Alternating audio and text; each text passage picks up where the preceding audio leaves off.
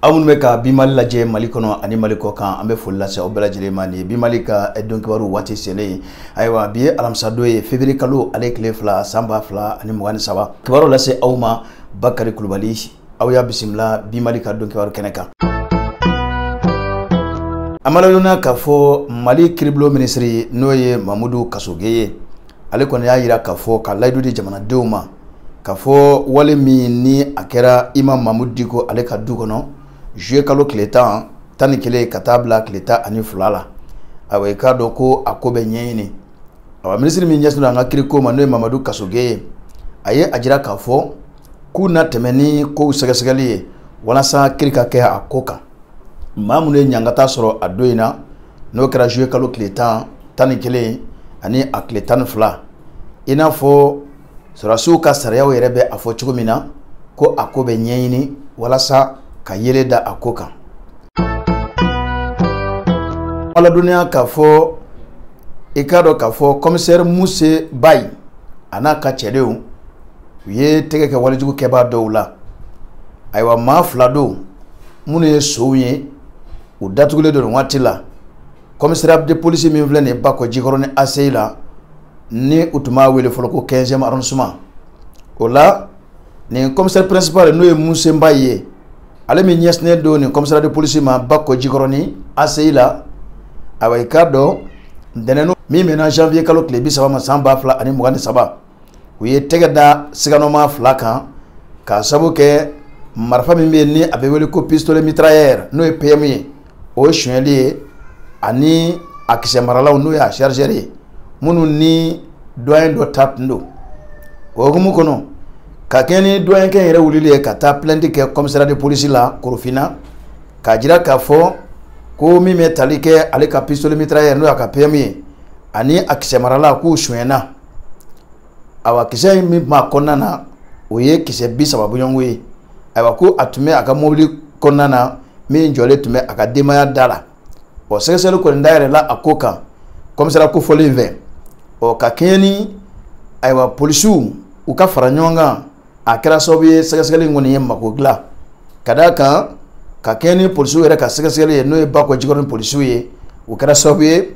deneno su janvier kalo klebi sawa bafla ani mugani sawa uye madoye mi ngoni ni pembe abolo apmeki labe ko ba ashwere uye amla katana e commissariat du gene manika nyiningali seme Allah ni marfa mbora yoro jume o aye ajira kafo ale marfa soro atrege do fe min dogo ye ko petit bandi o fona yo ka jonyem so ni jonyep mauda no e polisi la kawye uye tegada o ma fu folenga kunana no e polisu dagaro la bako jikoroni aya ira kafo chere la jongo ngala ne pemi nya sonya ani akse marala akera mulido jole akadema dala o kofuru kono korofina hakilla jigina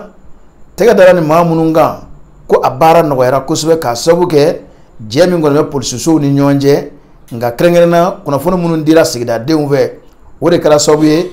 kaseka tegeda ni marfaso nunga amala dunia kafo mi metalike aywa anga fenetigu urube kala minge no e bea 1 ani bea d ikado mamunu yo obaraka ku clara wa ku labene do kaseka jamana magogla au ka bolu baraw brevet d'arme numéro 1 ani numéro 2 aviation ani administration de musique aywa ku konin clara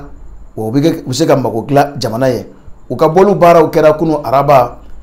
février kalo kile folo samba fla ani mugani saba ikado uka kalangero yerela no e base 101 senu anyema tume mami mbolo oye chef d'état-major de l'armée de l'air no e général de brigade Alou Boy Jaraye ikado keneka mi metalike commissariat des armées au kadanga colonel Lassine Dumia ale tumbe katase ikado kafoni ma binani ani duru munu noru ma senge uma dongele mla chukushila uka wulika jo kuka donia fono mboka do mawere kuna ikado urutume ani mi metalike surasia abul fara me nabe wele ko DH uru berajele tumbe akeneka kunia laje ma keme sawani ma biro vla ani wolonvla ulle tumeni kalaina aywa ikado min bɛ tali kɛ maa 242 la o tun ye BA1 BA2 o tun ye maa 135 ye n'i y'a bɛɛ lajɛlen fara ɲɔgɔn kan muso min tun b'a la muso 60 ani muso 3 ni kalan in maa min tun b'a a kalanso ɲɔgɔn na n'o y'a coordinateur ye o tun ye capitaine Amadu Siribe ye ale y'a jira k'a fɔ ayiwa kalan tun bɛ ka kɛ maa minnu kun tiɲɛ yɛrɛ la k'u ye kalan jolen sɔrɔ wa o labɛnnen don ka se ka jamana mago dilan u y'a jira k'a fɔ a y'u fo k'u waleɲuman dɔn u ye muɲu min kɛ nin kalan kɔnɔna na ka d'a kan u ye tile 40 ani tile 5 kɛ u bɛ kalan in na dosi kelen ale ma ɲɔgɔtɔ u kɔrɔ u y'a kɛ kɔmɔ ani minɔgɔ ani funtɛni fo ka taa se nɛnɛ k'u ye baara bɛɛ lajɛlen kɛ a kɔnɔna na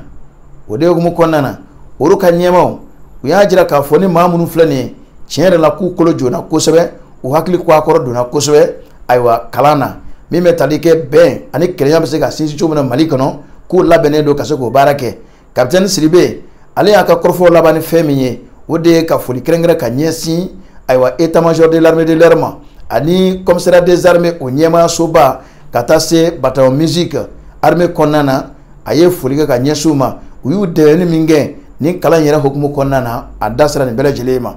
chef d'état-major de l'armée de l'air n'o ye général de brigade Alu Boye Jara ale kɔni y'a jira k'a fɔ ale nisɔndiyalen don kosɛbɛ ni nin kalan in ye o tɛmɛnen kɔfɛ a ye foli ani tanuni k'a ta ka ɲɛsin kalan taara ka kɛ maa minnu kun minnu tun bɛ BA1 na o minnu tun bɛ BA2 la o a y'u fo k'u waleɲuman dɔn général Jara a ye wele bila kalan kɛra minnu kun i k'a dɔn ko min bɛ tali kɛ u k'u cɛsiri cogo bɛɛ lajɛlen la kalan in kɛra kun min na u ka se k'o baara sabati an ka jamana kɔnɔ yan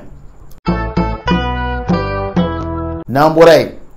an b'a ladɔnniya k'a fɔ service national des jeunes n'o ye SNJ ye i k'a dɔn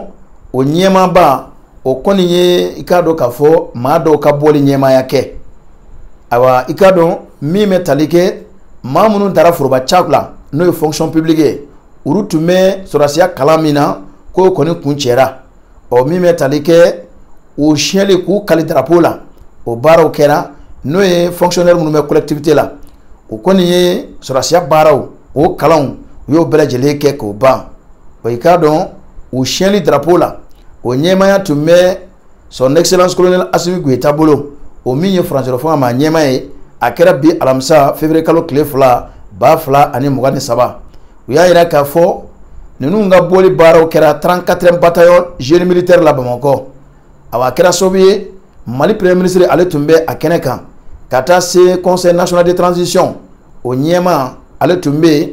ani ministre min ɲɛsinnen don denmisɛnw farikolo ɲɛnajɛ i k'a dɔn ani hadamadenya yɛrɛ sabatili fo ka taa se fasoden ɲumanya waleyaw ma ale fana tun bɛ fo ka taa se gouvernement baarakɛla caman olu tun bɛ ani jamana wɛrɛw ka lasigiden minnu b'an ka jamana kɔnɔ yan nɔ ko ninnu bɛɛ lajɛlen tun bɛ a kɛnɛ kan